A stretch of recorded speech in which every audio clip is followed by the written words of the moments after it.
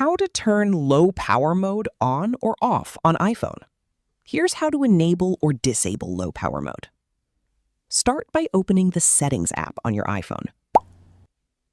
Scroll down and tap on Battery.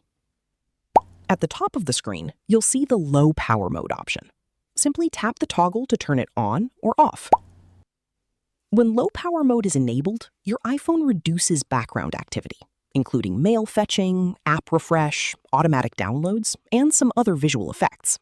This helps your battery last longer, especially when it's running low.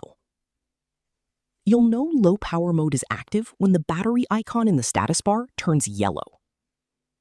You can also turn low power mode on or off quickly from the control center if you've added the low power mode control. To add it, go to Main Settings page. Then tap on Control Center and add low power mode if it isn't already included. But in my device, it is already added. That's all there is to it. You can switch low power mode on whenever you need extra battery life, and turn it off when you want your iPhone to run at full performance.